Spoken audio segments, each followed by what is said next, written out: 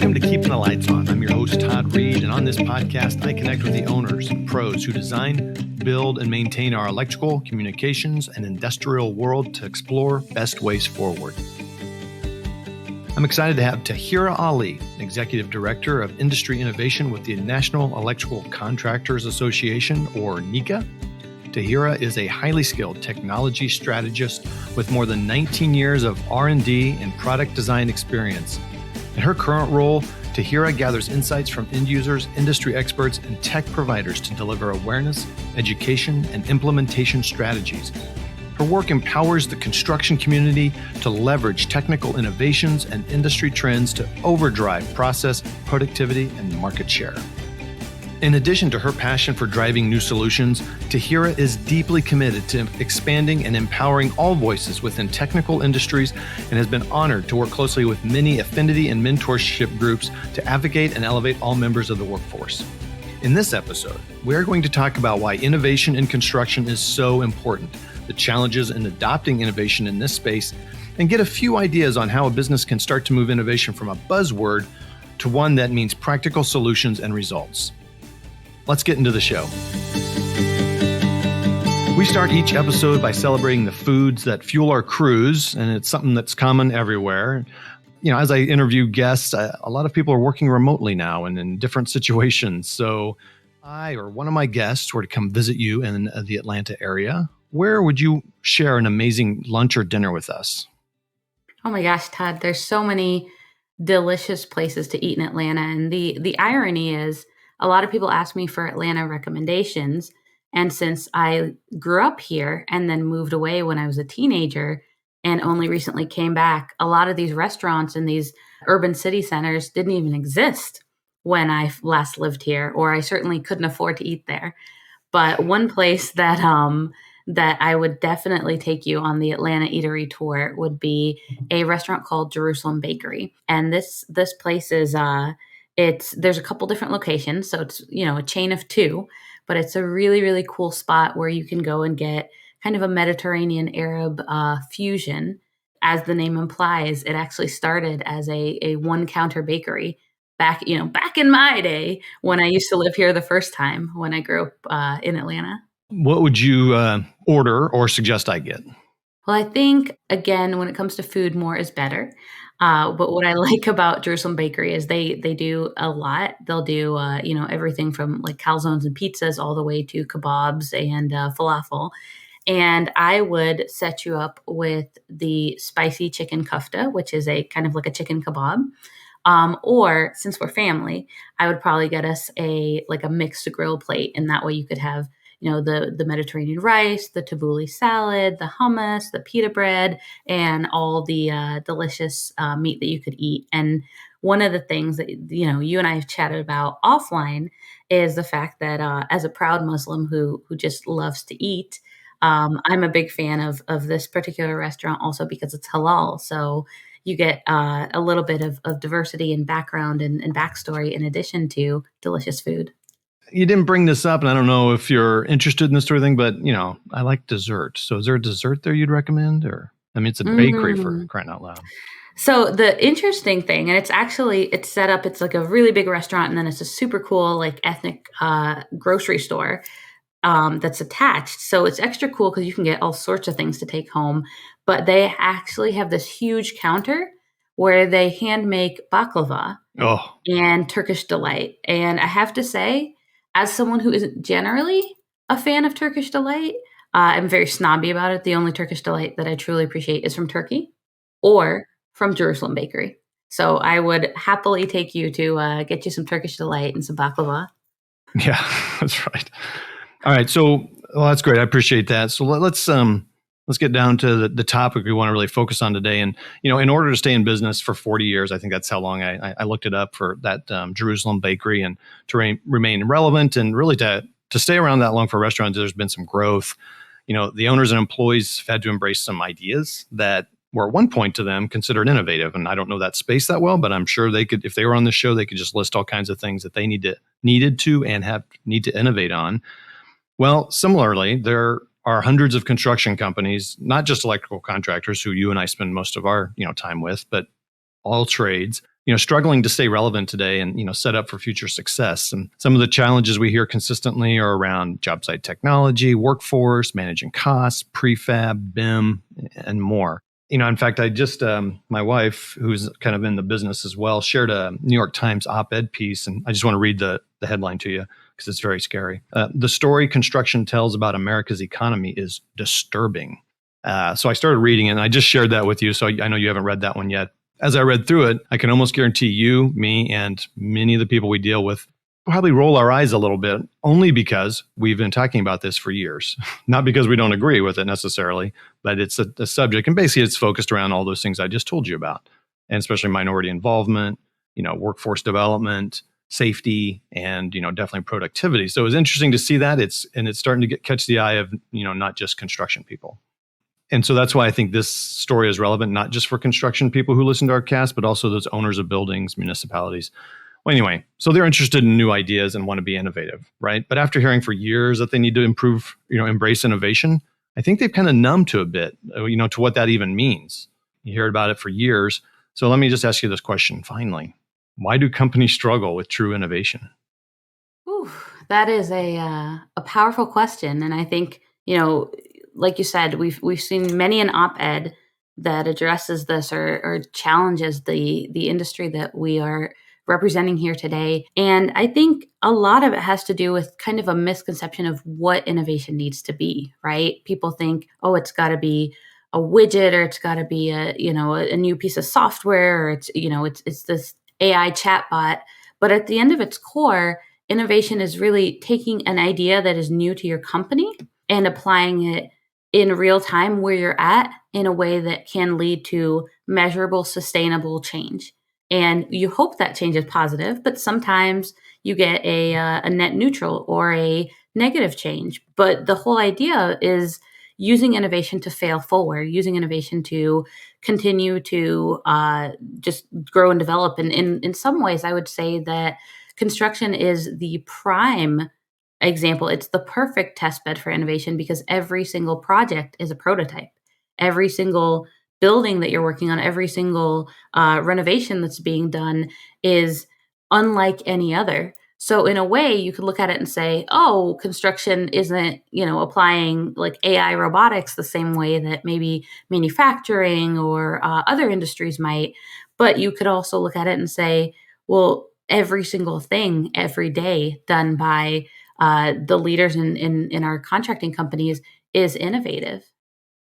I think one of the things that you come across in your role, you start to find out that maybe one of the things that people maybe struggle with is they don't have maybe a grasp of some of the basics, like SWOT analysis or things like that. Can you touch on that a little bit? Yeah, absolutely. And I think, as you mentioned, we're going to get into some of the nuts and bolts here. But one of the things that I think is pervasive across all industries, but certainly I've seen a lot because my experience has been focused in construction, is you go to these conferences, you go to, you read an article, you read a book, you watch a webinar, you listen to a podcast, you get these cool ideas. And part of the challenge is that there's no accountability either for yourself or, from a peer-to-peer standpoint to take it home and pay it forward. And you and I have chatted about this. I've led workshops before where we've talked about a SWOT analysis, for example, and I'll ask the group, how many of you have used this, how many of you know what a SWOT analysis is? And pretty much like at this point, like you're getting like 95% of the rooms raising their hand. And then you start getting into the nuts and bolts and having them go through the exercise. And some people won't even mention, a strength or a weakness or an opportunity or a threat in those words. Or when you probe into, how many of you have actually used this in your company?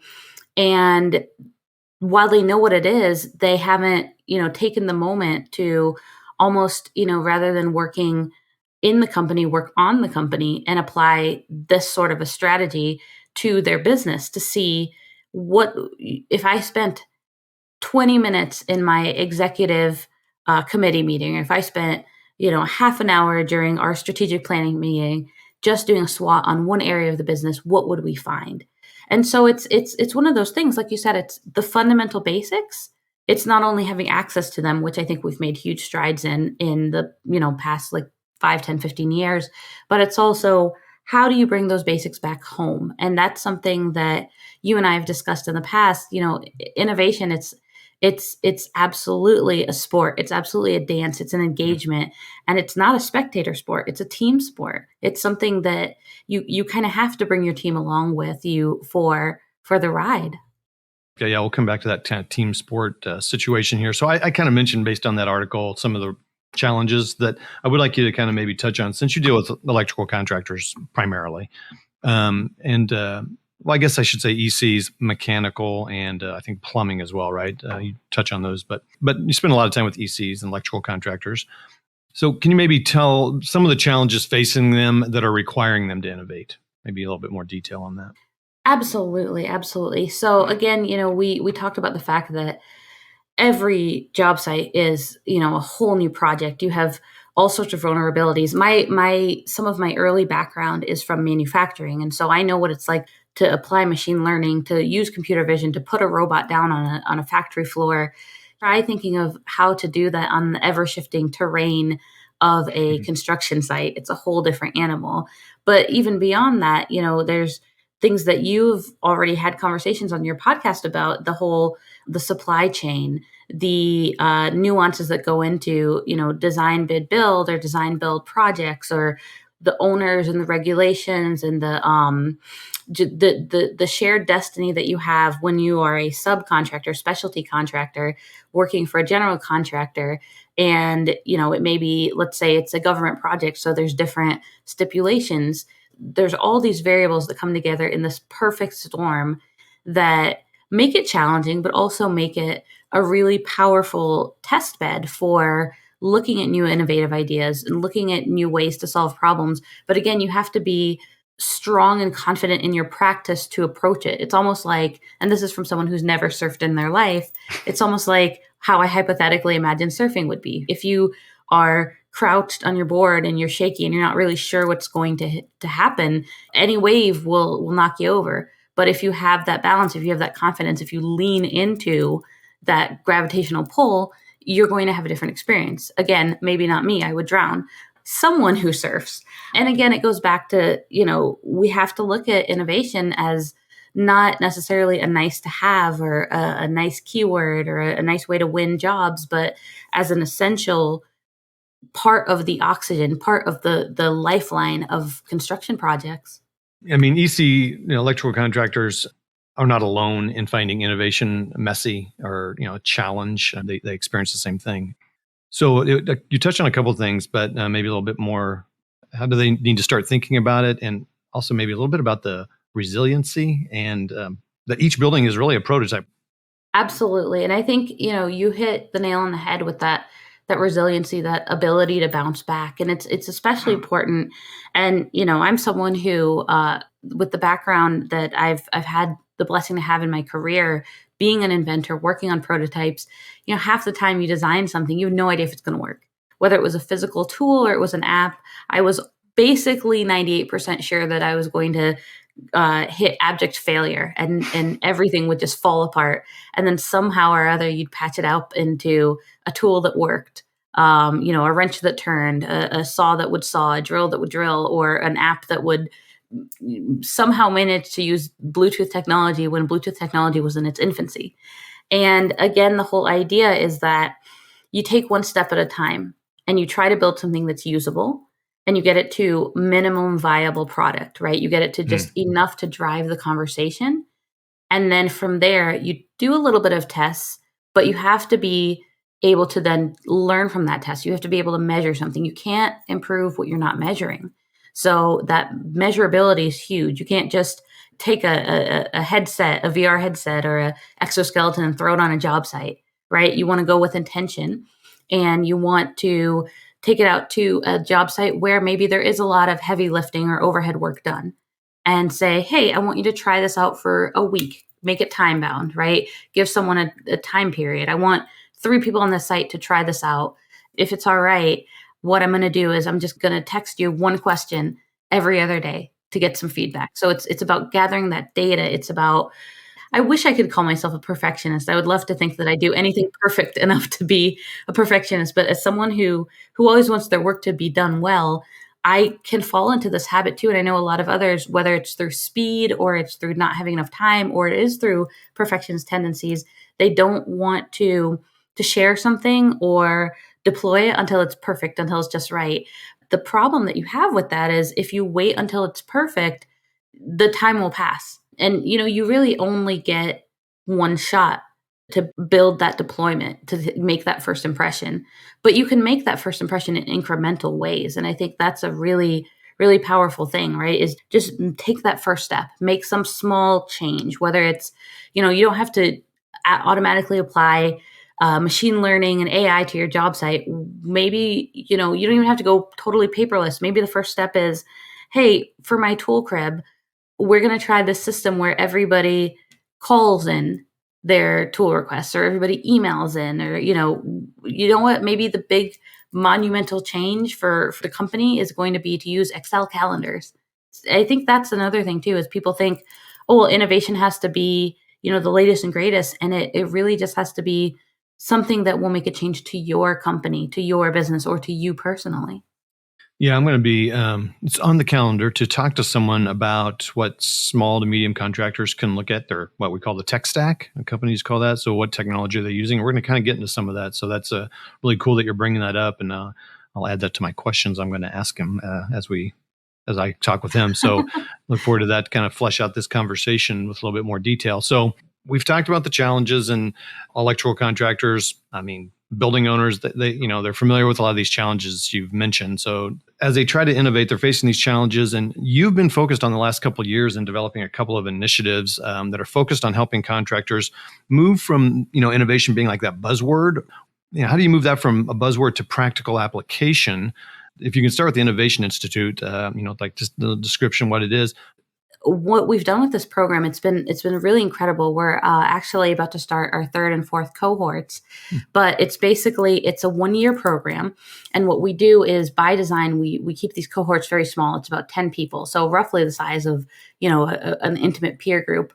And everyone who comes into the institute is nominated. They come in nominated by a executive within their company. And we bring in everyone from, young project managers in their early 20s all the way up to part owners of companies who are very, very seasoned and are very, very good at and technically savvy at what they do. And everyone who's in the program is given training, they're given expertise, they're taught to look at innovation, again, not just from one lens, but look at it from, how do you be innovative in your hiring? How do you be innovative in your succession planning, your recruitment, your technology stack? Sure, but also, how do you apply innovation in that principle of piloting at all levels? And what's really cool is that every single candidate in the program, we have one-on-one coaching for them.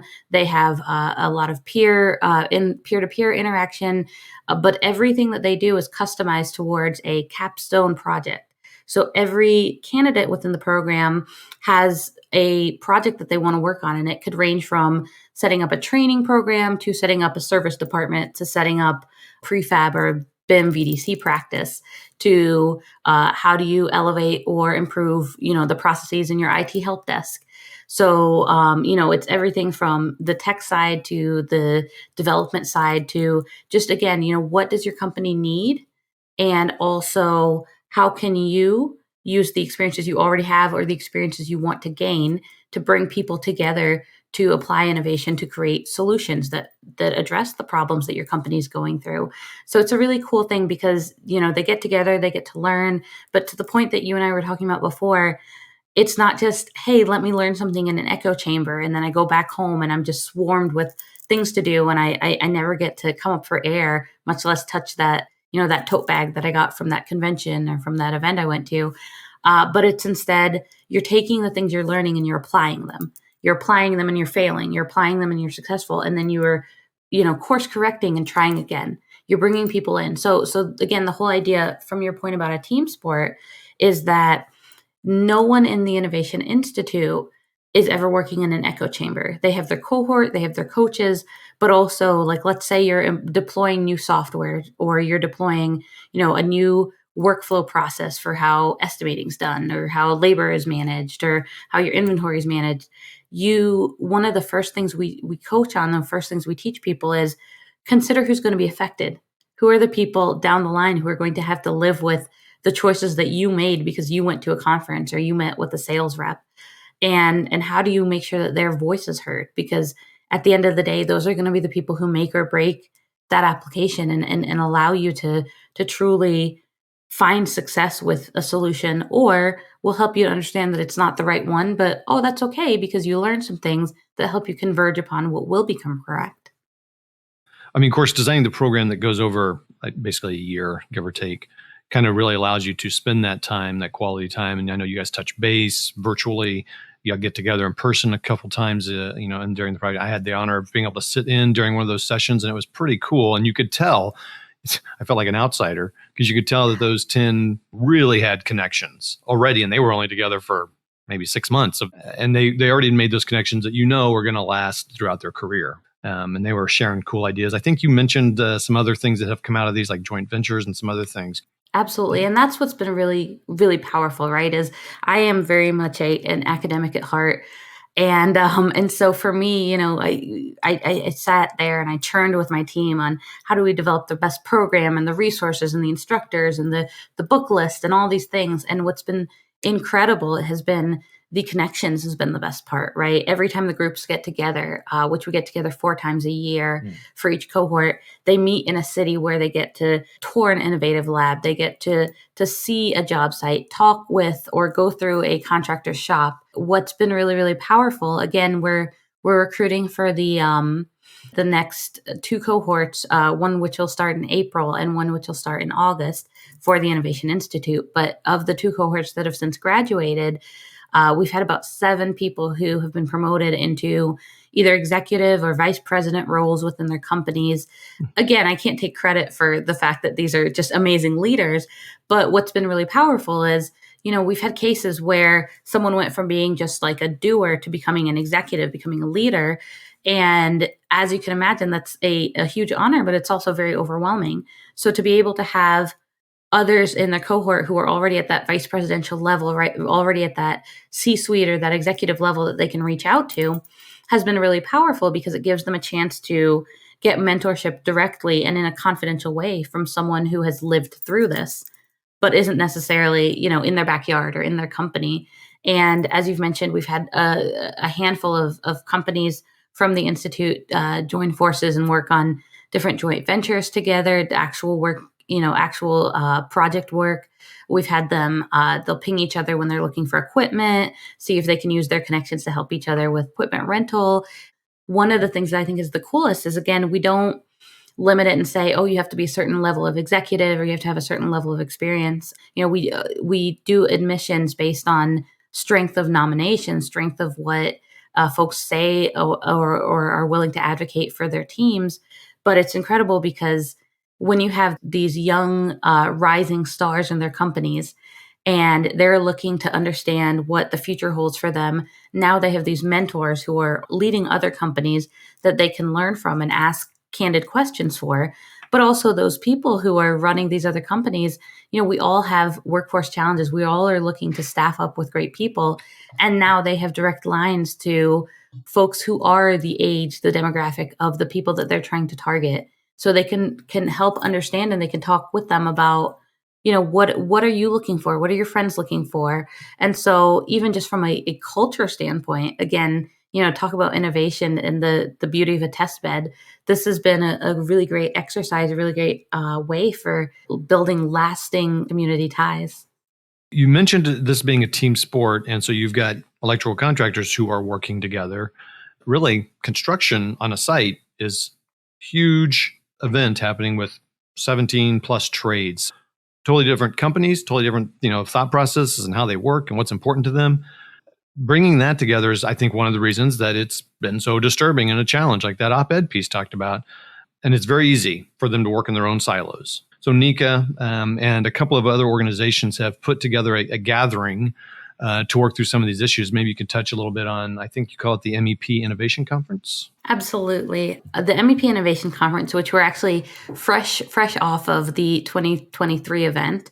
It is a passion project, a community builder between NECA, so the Electrical Contractors Union, MCAA, which is the Mechanical Contractors Union, and SMACNA, which is the Sheet Metal Contractors Unions. This incredible opportunity that really started, actually, it spun out from the MCAA used to have a technology conference. We took that and the passion and the candor and rigor that brought to the industry.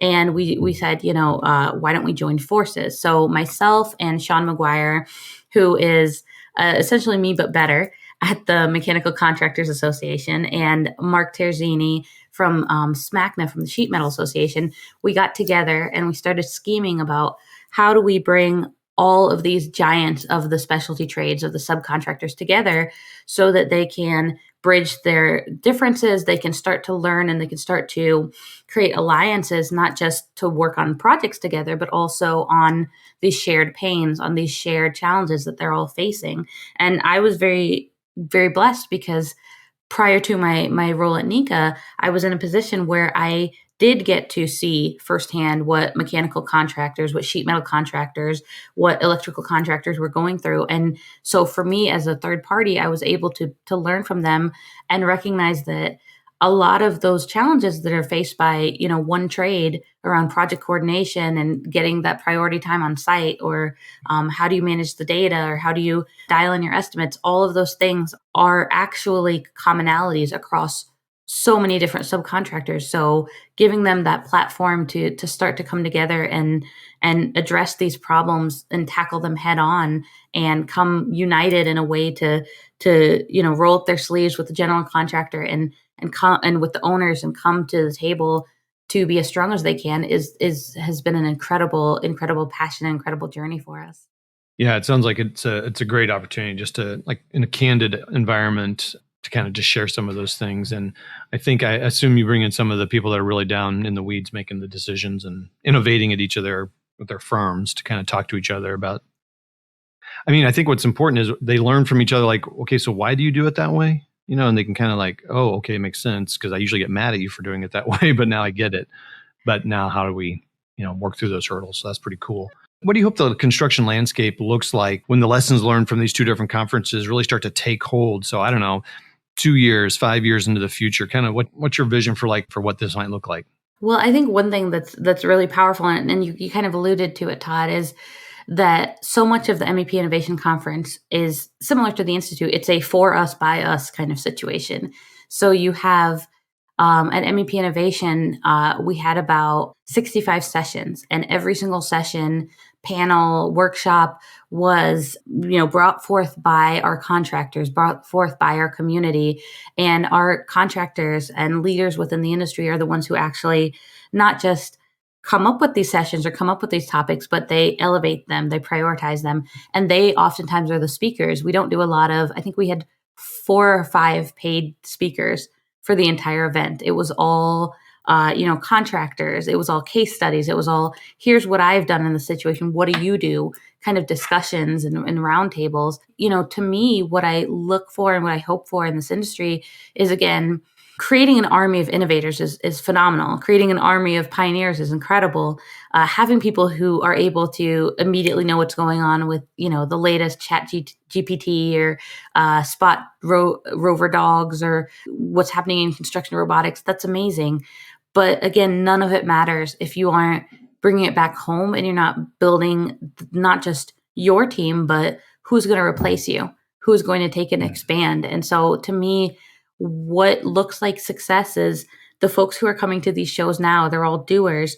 In 2, 5, 10, 15 years, they're going to be the leaders. They're going to be the ones running the company. So what are they doing to weave innovation into the fabrics of their companies? But what are they also doing to set up success for that next generation, those workers that are coming in? How are they looking at technology from the lens of it is, not just a cool widget or a cool demo, but it is an essential to getting the job done? One reason I wanted to have Tauhira on here is that she and I worked together on a variety of projects before I was doing this podcast. What really I like about Tauhira, one of three things, there's many things, but I'll just limit it to three because we're running out of time here, but is your caring spirit. You have a lot of energy and you have a lot of passion for what you do. And so I always feel energized after talking to you. So I wanted to share that energy with the listener base.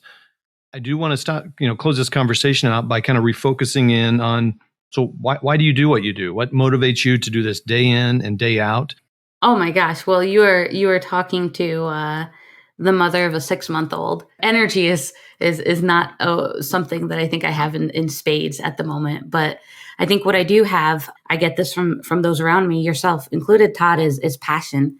It's so incredible. And I've never in my life, and again, I've worked through many different industries and I've met many incredible experts and specialists, but the heart that the people in the construction industry have, the tenacity and the ability to truly create the fabric of our lives is just incredible to see what they have done and see what they continue to do. And you only have to, look as far as any sort of power outage or a storm or, anything to do with plumbing, or see how a hospital is heated. I live in the South, so, catch us around summertime and nothing is working without air conditioning. And so it's incredible to see just the rigor that is involved with not just these complex problems, these complex systems, but creating the way for these systems to succeed when the technology hasn't been updated, when the infrastructure isn't as, shiny and pristine as a brand new factory.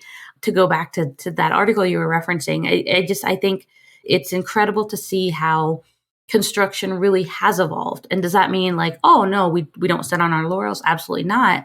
But again, what drives me is the people and the opportunity and how willing everyone is. Again, I go back to that team sport analogy, because when you work together to tackle these problems, it changes everything. Tauhira, again, it's been great to have you on the show, and we'll talk to you next time. Absolutely. Thanks so much, Todd. That was my conversation with Tauhira Ali, Executive Director of Industry Innovation with the National Electrical Contractors Association, or NECA. You can connect with Tauhira and what she is working on by heading to the links in the show notes. Now, here's what stood out to me about this conversation. 1, innovation doesn't have to mean huge, earth-shattering changes in technology. It can mean incremental changes that even move the needle 1%. Second, innovation is a team sport.